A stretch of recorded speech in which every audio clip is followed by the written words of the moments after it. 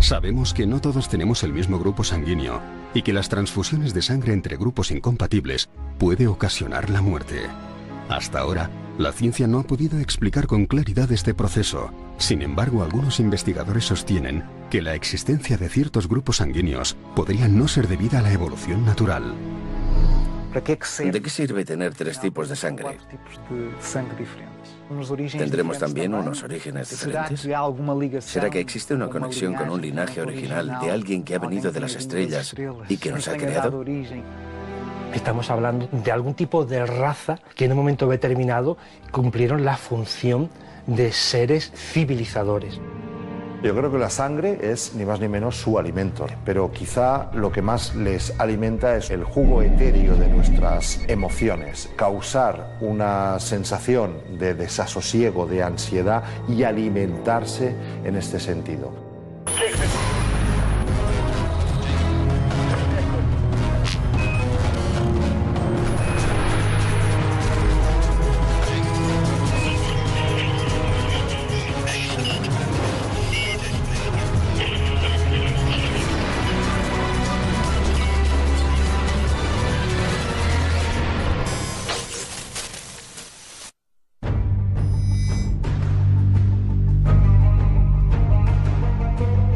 Los textos sagrados de la antigüedad son el origen de las religiones de los diversos pueblos de la Tierra.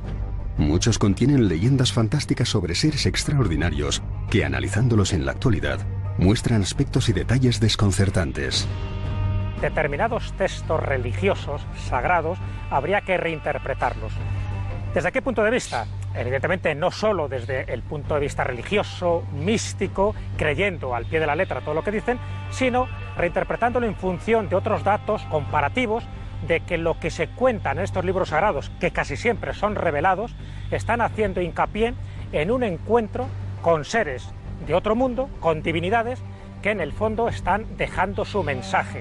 Y para dejar su mensaje de una forma muy clara, como sellándolo en las mentes y en los corazones de la raza humana, lo dejaron con elementos que desde nuestro punto de vista rebasa la lógica, que superan las leyes físicas, que son lo que dentro de esos textos sagrados se llaman milagros.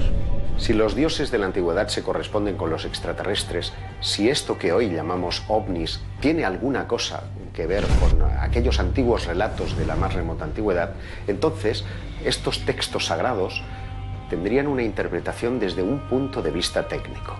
Teniendo en cuenta las limitaciones de los escribas de aquella época, las anotaciones de esos eventuales sucesos las podemos considerar limitadas, porque su capacidad de comprensión era limitada. No creo que sea posible llegar más lejos de aquello que literalmente contienen, a no ser que exista una clave escondida dentro de esta narrativa que nos permita ir más allá de lo que está escrito. Los textos sagrados hacen alusiones a determinados objetos que podrían ser tecnológicos, de la misma forma que nosotros vemos hoy en día objetos voladores no identificados. En aquellos tiempos también los veían y lo entendían como manifestaciones de los dioses. A mi juicio, la humanidad mantuvo desde la noche de los tiempos un contacto estrecho incluso con lo que llamamos extraterrestres. Son aquellos dioses que mantuvieron estrecho contacto con las hijas de los hombres de los que nos hablaba el Génesis, o aquellos a los que hacen referencia otras filosofías y religiones del mundo. Esos que entonces eran dioses y hoy llamamos extraterrestres, han estado visitándonos a lo largo de toda la historia de la humanidad. ¿Te sorprende comprobar cómo la relación de esos habitantes de ese pasado tenían una relación muy directa con sus dioses? Dioses que generalmente procedían de estrellas muy localizadas en los cielos. Hay lugares en el planeta, para mí uno de los más sorprendentes, sin lugar a dudas, es Tassili, que se encuentra en el sur de Argelia, donde en paredones de ese desierto podemos encontrar perfectamente representaciones de criaturas que parecen llevar una suerte de escafandra. Estamos hablando de polifemos, de seres de un solo ojo, que además parecen dominar a los clanes tribales que habitaban por aquel entonces en lo que era un vergel. Entonces el Sáhara evidentemente no es el desierto que es ahora. Puedes observar además en esas representaciones cómo esas criaturas dominan a los clanes tribales. Hay una escena fantástica que Henri Lot, el director del Museo del Hombre de París, definió como el rapto, donde se ven a mujeres en avanzado estado de gestación que están siendo introducidas en el interior de una especie de burbujas conducidas por estas criaturas que son identificados con los dioses. La verdad es que yo no sé si son extraterrestres o no, pero desde luego a ojos del siglo XXI es lo más parecido.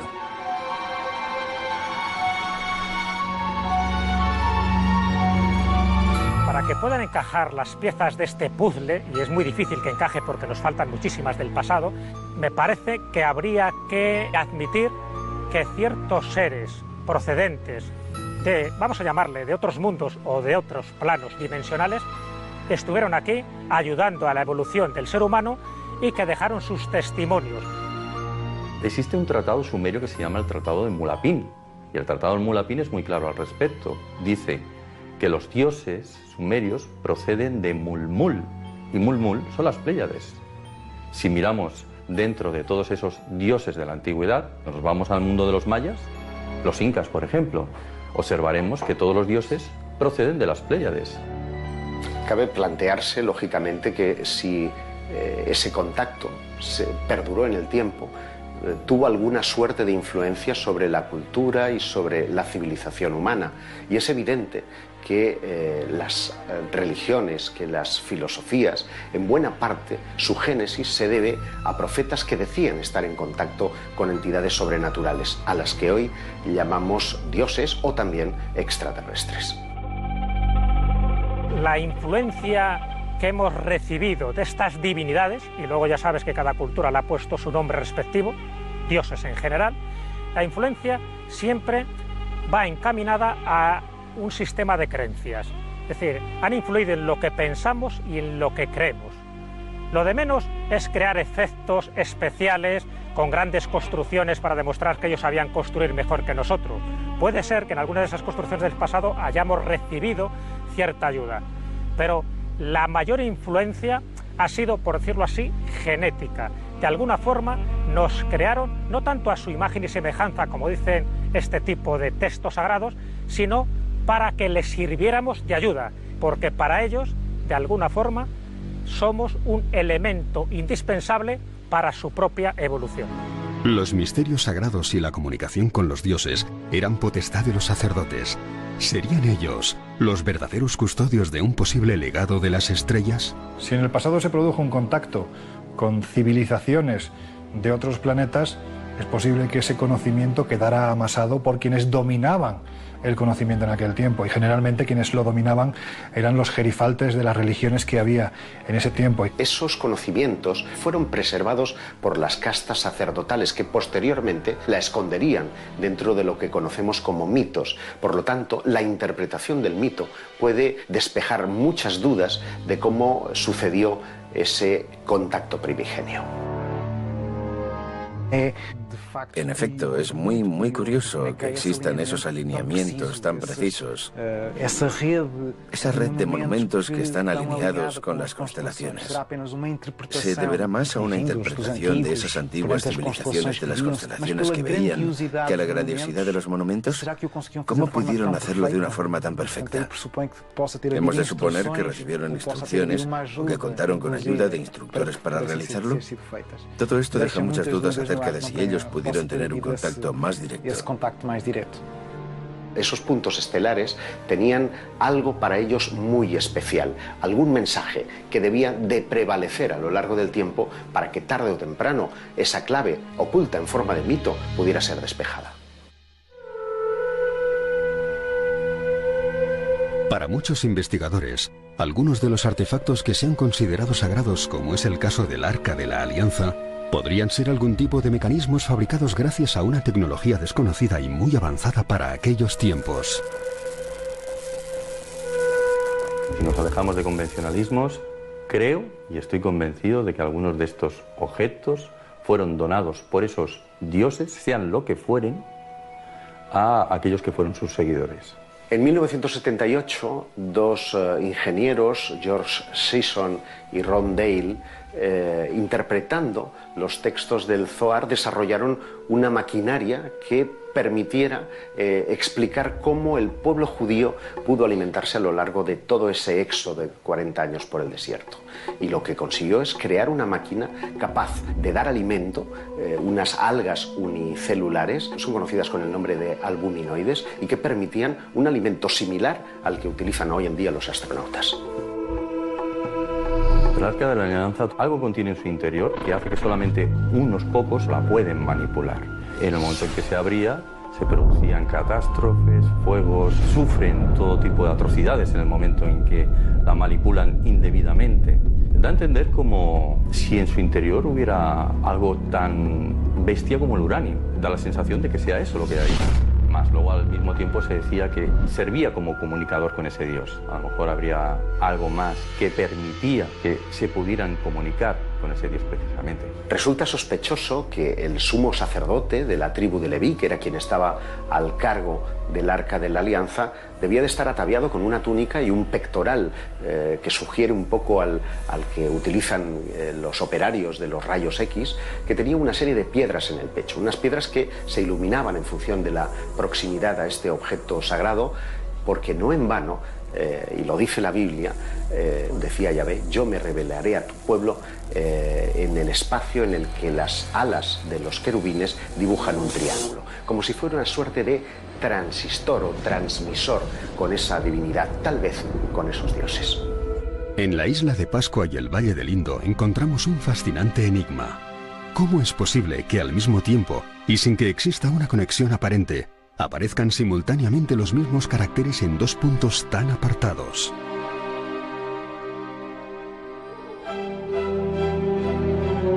En el siglo XIX hubo un epigrafista que analizó la escritura de las tablillas rongo-rongo de Isla de Pascua, comparándolas con la escritura, que son símbolos que podemos encontrar en la cultura del Valle del Indo, concretamente de Mohenjo-Daro.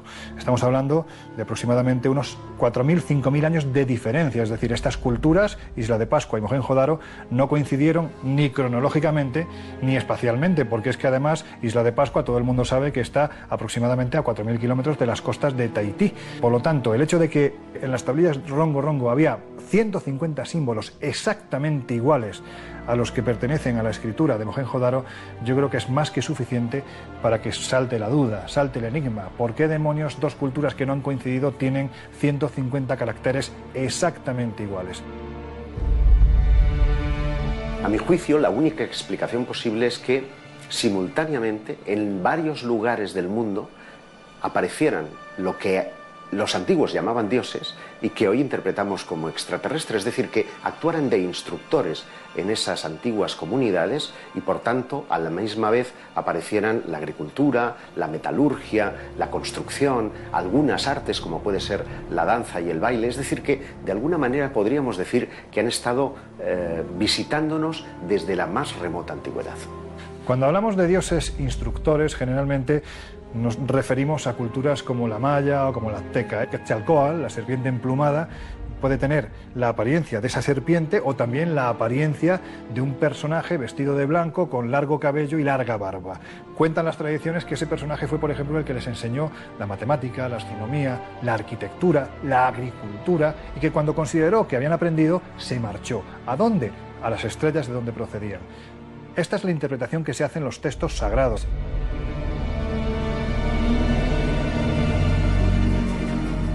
En el siglo pasado fueron descubiertas en Albao, al norte de Portugal, unas misteriosas piedras que estaban situadas bajo unos dólmenes o túmulos funerarios. Esos túmulos estaban intactos y al parecer tenían una antigüedad de 7.500 años. Si la escritura nació en Sumeria en el 3500 a.C., ¿cómo era posible? Pues seguramente tendríamos que reescribir la historia, y fue en la península ibérica donde nació la escritura y se exportó a otras partes del continente. Científicos como el profesor Méndez Correia de la Universidad de Oporto, que después de una primera fase de incredulidad pasó a una segunda fase de asunción completa de la realidad del alfabeto. Esto le llevó a la conclusión de que pertenecía a una civilización mucho más avanzada de lo que se pensaba en Occidente. Lo que ocurre es que estamos ante un problema. ¿Cómo se explica que aquel alfabeto que surgió allí en principio completamente descontextualizado, pueda ser mucho más desarrollado que los que aparecieron posteriormente. Sería una civilización bastante pujante y que desapareció debido a un cataclismo sobre los 10.000 años antes de Cristo. En 1940, Karl Landsteiner descubrió que por los seres humanos no circulaba la misma sangre. La diferencia consistía en la presencia o no de una proteína en los glóbulos rojos. Lo llamó factor RH. Los linajes más puros, los linajes de sangre azul, las familias reales, todo esto plantea muchas preguntas sobre los tipos de sangre. La de por qué unas son RH positivo y otras RH negativo. El RH del mono rhesus tiene relación con unos y con otros, ¿no? Esto genera muchas preguntas a la propia ciencia que le cuesta explicar. ¿Para qué sirve tener 4 tipos de sangre diferentes? ¿Es que tenemos orígenes diferentes? ¿Hay un propósito? ¿Será que hay una conexión con un linaje original de alguien que haya venido de las estrellas y nos ha creado? Existe para nosotros una clara relación entre la tradición de la existencia de una dinastía de sangre azul vinculada a la realeza y lo que podría ser la conexión con los antiguos dioses o semidioses de la antigüedad. En todas las culturas, o al menos las culturas más representativas de la antigüedad, existen dioses o semidioses cuyo aspecto es azul o de un tono verde azulado, desde Asia hasta América. ¿Por qué esto era así? Muy probablemente porque realmente circulaba sangre azul por las venas de estos dioses o semidioses de la antigüedad. Evidentemente, si hablamos de dioses a través de los cuales circula sangre, estamos hablando de una forma de vida que han podido ser divinizadas, tomadas como grandes seres creadores del universo, pero que realmente pudieran formar parte de algún tipo de raza que en un momento determinado cumplieron la función de seres civilizadores. La molécula, el grupo hemo, tiene forma de pirámide con 3 escalones y en el centro está el metal, el magnesio, el cobre, que determina esa línea en esa molécula. Curiosamente, encontramos una referencia en nuestro legado cultural, una referencia simbólica, que es la chacana. La chacana es una pirámide de 3 escalones, doble, una cruz doble, y en el centro tiene un orificio, exactamente igual que el grupo Hem, que constituye todas estas líneas de líquidos fundamentales en nuestro planeta. Una representación simbólica de una molécula bioquímica. Si en ese agujero central, yéndonos a la molécula del grupo hemo, introducimos hierro o cobalto, tenemos bien sangre roja como la nuestra o bien sangre azul. Por lo tanto, nosotros nos preguntamos, ¿cómo es posible que los pueblos de la antigüedad, especialmente los pueblos asentados en el continente americano, podrían conocer el secreto de los antiguos dioses y semidioses, el secreto de la sangre azul? Para solicitar alguna gracia o apaciguar a los dioses, muchas culturas antiguas ofrecían el sacrificio de seres humanos. Este macabro ritual está ampliamente documentado gracias a los hallazgos arqueológicos, pero ¿cuál podría ser su origen? Cabe preguntarse si esos dioses eran precisamente esos extraterrestres del pasado o esta circunstancia a todas luces tan salvaje tiene que ver con su idea de que tal vez la sangre, el líquido vital, pueda resultar muy especial para los tripulantes de los objetos no identificados. Bueno, yo creo que la sangre es ni más ni menos su alimento, ¿no? En un o en otro formato. Digamos que la sangre humana, estos seres son de 4º nivel de dimensión, de densidad, y se alimentan de los de 3ª, igual que nosotros nos alimentamos de los de 2ª, que son los animales, ¿no? Y pensamos que tenemos el derecho a hacerlo. Pero quizá lo que más les alimenta es el jugo etéreo de nuestras emociones, es decir, causar una sensación de desasosiego, de ansiedad y alimentarse en este sentido. En efecto, es inquietante pensar que los dioses y los propios extraterrestres no son propiamente seres pacíficos, Y gozan con el sufrimiento, porque si no les gustara, habrían dicho, basta ya. Nosotros los humanos somos tan animales hasta el punto de querer ver el sufrimiento de otro, querer hacer daño a otro, en nombre de alguien que es superior y tiene una visión de la realidad completamente diferente. Nosotros mismos lo desconocemos, somos tan inferiores que adoptamos actitudes aún más inferiores. Los reyes de la antigüedad compartían un designio divino y algunos eran incluso considerados como dioses. Algunos expertos consideran que estas dinastías podrían compartir un determinado gen de liderazgo. Más que de liderazgo, yo creo que el gen es, digamos, la línea de sangre. Es decir, esos faraones, reyes, monarcas que en su día eran el brazo ejecutor de estos seres, teniendo el poder, pues lo tenían todo, pero lo tenían por línea de sangre. Al principio, en la noche de los tiempos, de alguna forma uno tenía que medirse a otro para ser el líder del clan, y parece que no tan solo era una cuestión de fuerza. De ahí que se hablara de la sangre azul como el del linaje especial o sobrenatural, del elegido de los dioses para ser el que lidera un colectivo, una tribu o un grupo de personas. Te lleva auténticas sorpresas cuando te das cuenta de que los que hoy ostentan el poder político, económico, son las mismas líneas de sangre, se han mantenido lo más puras posible, casándose con hermanos, con primos, lo más cercanos posibles, y bueno, que no se les escape ese gen concreto que tienen en el ADN. Los estudiosos de la exopolítica, una rama de la ufología, dan por hecho que hay personas en contacto con seres extraterrestres. ¿Podrían tener la misión de infiltrarse en los gobiernos y ejércitos de la Tierra?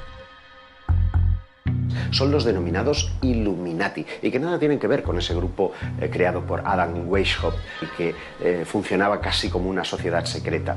Estos Illuminati serían personajes medio humanos o cuando no directamente extraterrestres que estarían en la toma de posiciones porque eventualmente desde 1947 con el estrellamiento de Roswell ya habrían contactos entre el gobierno norteamericano y las diversas civilizaciones que estarían en contacto con ellos. Los Illuminati son el último eslabón del ser humano, donde termina el ser humano y donde empieza ese ser que nos está de alguna forma esclavizando sin que nosotros lo sepamos. Creo que los Illuminati son el brazo ejecutor en el sentido de que marcan las pautas para que esa cosecha humana que están haciendo esos extraterrestres con servicio a sí mismos, bueno, pues sea con la máxima eficacia. Lo significativo es que haya personas que sí lo crean y que incluso hayan ministros que hayan declarado haber visto extraterrestres y seres humanos sentados en gabinetes de crisis, o la humanidad se está volviendo loca o realmente algo está pasando en la conciencia de nuestros políticos y militares. La agenda Illuminati yo creo que se basa en que somos su sustento y necesitan perpetuarlo. Y esto sí les preocupa. ¿Cómo? Bueno, posicionándose en los sitios de poder a fin de manipular lo que es la raza humana y llevarla hacia sus derroteros. Es una idea que puede parecer muy paranoica, pero a poco que investiguemos nos daremos cuenta de que el poder de este mundo está en manos de no más de 200 familias, con lo cual la duda siempre persiste en torno a la agenda de estos misteriosos Illuminati.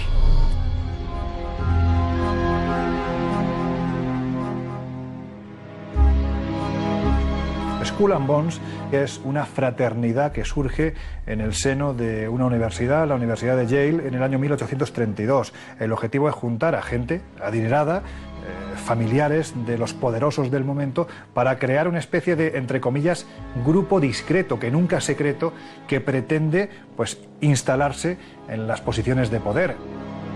Skulls and Bones, calavera y huesos, una sociedad secreta de carácter luciferino que intentaría de algún modo congraciarse de los antiguos dioses a través de rituales complejos, y para ello no han dudado en atesorar riquezas y patrimonio arqueológico de lugares tremendamente significativos y que tienen que ver precisamente con esos dioses de la antigüedad. Por lo que sabemos, cuando se crea la NASA como institución civil, se recluta a algunos de los científicos alemanes que llegan a través de la operación Paperclip. Está la parte nazi, con Werner von Braun, para asesorar algunas áreas de la NASA. También había otros, entre los llegados de Alemania, que practicaba el ocultismo, y después esa parte esotérica de la masonería. Sabemos que la mayoría de los astronautas tenía el grado 33 de conocimiento masónico y que practicaron ritos masónicos en la Luna. Antes de colocar la bandera americana, colocaron la bandera esotérica de la masonería. Por tanto, creo que, más que un nuevo orden mundial, sería un exhaustivo control de información privilegiada.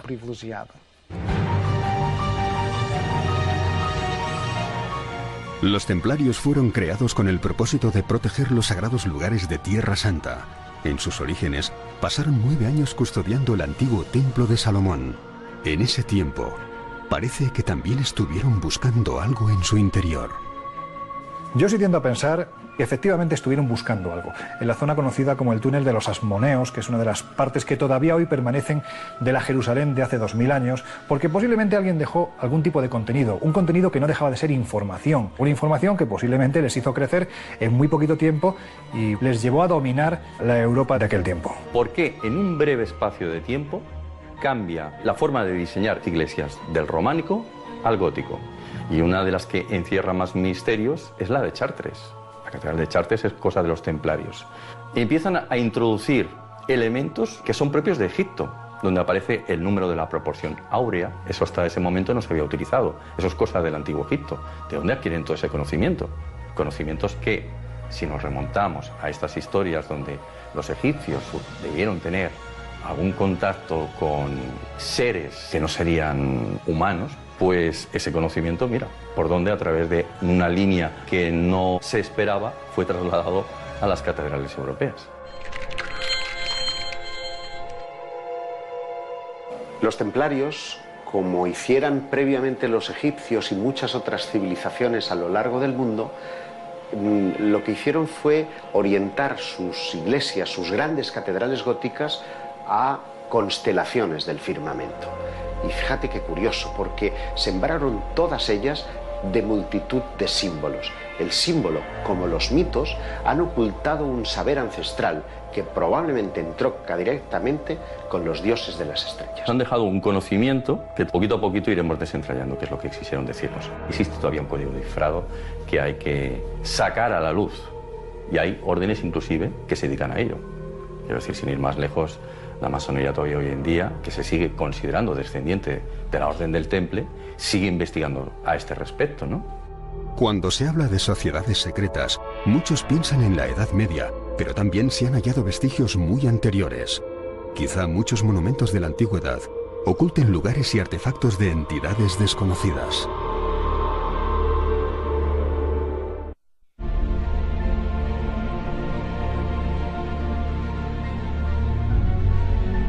Hay un momento en la historia en la que dejamos de referirnos a los dioses en plural para empezar a hablar de Dios en singular. Este acontecimiento ocurre durante el reinado de Amenhotep IV, que sustituye el culto a Amón por el culto a Atón. El gran dios Ra, el sol que nos ilumina, pasará a ser el único dios del panteón egipcio. Y es a partir de entonces que precisamente esos dioses de la antigüedad dejan de contactar, al menos tan abiertamente, con los hombres. Es como si esa gran hermandad blanca de la que muchos autores hablan, esperar a partir de ese momento su regreso, un regreso que está profetizado ocurra en los albores del tercer milenio. Él quería el monoteísmo y su dios era el sol, era Re. Creo que el dios que él quería era un dios universal, un dios del cosmos, no era una persona como nosotros imaginamos. Los textos sagrados hacen referencia a esos dioses en la antigüedad que estarían junto a los hombres, pero en un momento determinado desaparecerían y prometerían volver. Por lo tanto, hablaríamos que desde los albores de la humanidad ellos han estado entre nosotros. Hay una historia egipcia de 3000 años, un tiempo que nosotros no podemos concebir. Pero es claro que esta gente, los faraones, los semidioses, si quieres, y el pueblo pensaba realmente que había esta conexión con el más allá. Christopher Dunn planteó en 1988 que la pirámide de Giza podría haber sido una especie de planta de energía basada en el aprovechamiento de energía sísmica de la Tierra. La pirámide actuaría como un sintonizador terrestre que aprovecharía de algún modo el rozamiento de las placas tectónicas. Christopher Dunn nos expone un problema técnico que es difícil de resolver y inexplicable para la época. Lo que creo es que no podemos entender la función de esto, pero es claro, en mi opinión, que la tecnología es parte de este monumento. Por ejemplo, si nosotros hablamos del tiempo de Napoleón, que son 250 años, no existían palabras como radio, teléfono, ni la palabra existía. Entonces nosotros ahora puede ser que no existe ni la palabra en nuestro vocabulario de lo que puede ser la tecnología metida ahí dentro. Cuando uno contempla esos vestigios que nos han quedado, te llevas más de una sorpresa. Cuando vas, por ejemplo, a Tiahuanaco, la gran ciudad del altiplano boliviano, y te vas a uno de los templos principales, el Calasaya, te das cuenta de que todas y cada una de sus 4 paredes están plagadas de cabezas clavas, representaciones de bustos que sobresalen a la piedra y que solo hay que estar allí contemplándolos para darte cuenta de que si la historia nos dice de que allí están representadas las diferentes razas, tribus que habitaban por aquel entonces, hace aproximadamente 4.500 años, el altiplano boliviano, te das cuenta de que no estamos ante diferentes etnias, sino realmente estamos ante diferentes razas. Gente de aspecto negroide, hasta lo que hoy en día podríamos definir dentro del marco ufológico como grises, ¿no? Estas cabezas macrocéfalas con los ojos rasgados, pues, la imagen más típica que tenemos del extraterrestre hoy en día. Según los textos del Mahabharata y el Ramayana, se nos habla de la lucha de los Vimanas, se nos habla de una suerte de guerra entre la Gran Hermandad Blanca y otras civilizaciones que se habría llevado a cabo en escenarios galácticos, pero también aquí en la Tierra. Es, por tanto, lógico suponer que ellos sabrían de nuestra existencia desde ese momento, que seguramente nos ayudaron a crecer y a desarrollarnos con algún oscuro propósito y que encima regresarían. Por lo tanto, sí, existen diversas razas que nos visitaron en la antigüedad y que probablemente sigan haciéndolo. La historia de Irlanda contiene numerosas leyendas sobre sus diversas invasiones. Una de ellas relata la 5ª invasión protagonizada por los Tuatha de Danann y, según los escritos, llegan a la isla en unos fantásticos barcos voladores. Hay una sucesión de pueblos que ocupan Irlanda desde tal vez 6.000 o 5.000 años antes de Cristo hasta 4.000 o 3.000 años antes de Cristo. Por tanto, los Tuatha de Danann no son los únicos que llegan a Irlanda.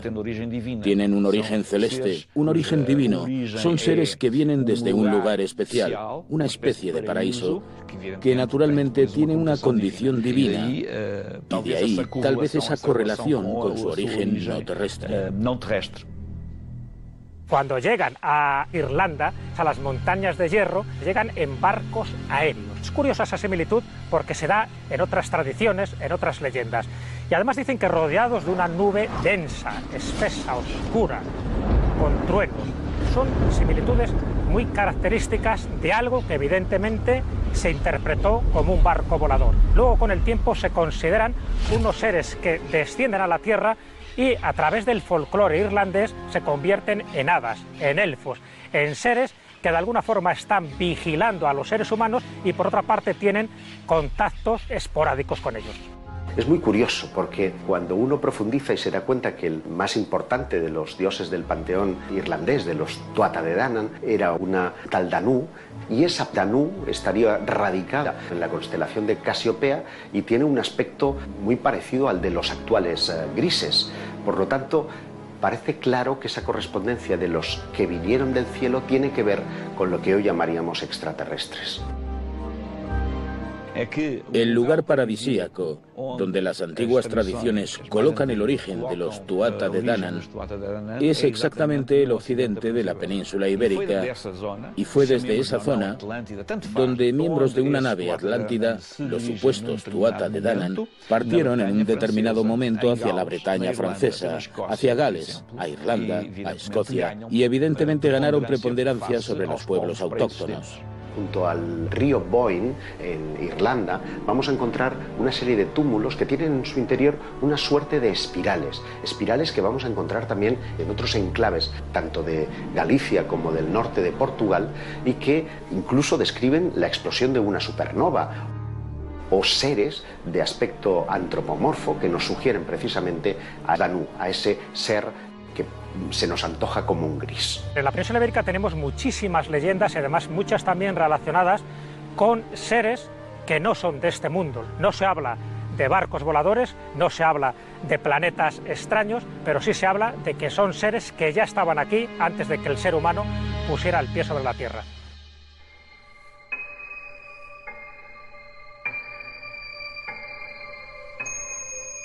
La historia está de alguna forma comprometida. Son tantos los secretos, hay muchos datos obtenidos a lo largo de la historia que después se han cambiado por otros, e incluso en cosas más banales como el caso de la historia de Albao. Hechos tecnológicos ocultados que, a no ser que se produzca una importante revolución y tomemos conciencia, mientras sigamos siendo los animales que somos, difícilmente podremos tener acceso a ese conocimiento. Siempre lo vamos a tener de lado. Para entender el exoterismo nazi, es fundamental el conocimiento de las sociedades Thule y Brill. Estas sociedades, profundamente racistas, parece que tenían un interés desmesurado por las ciencias ocultas y la ufología. La sociedad Thule creía en la raza aria, en la supremacía, ¿no?, de una raza poderosa, y también que había una serie de seres extraños, no humanos, que podían entrar en contacto con la raza aria para ayudarle no solo en su evolución, sino para dominar el mundo. En el caso de la sociedad Brill es más curiosa todavía, porque su existencia no ha quedado demostrada hasta hace muy poco. Siempre ha sido como una sociedad soterrada, también bastante esotérica, que por cierto su nombre, el Brill, sería como la palabra clave que justificaría determinados experimentos que se hicieron en esta sociedad. Y uno de esos experimentos era entrar en contacto con entidades extraterrestres, sobre todo de la constelación de Tauro, en concreto de la estrella Aldebarán. Para conseguirlo se pone en marcha la Operación Aldebarán.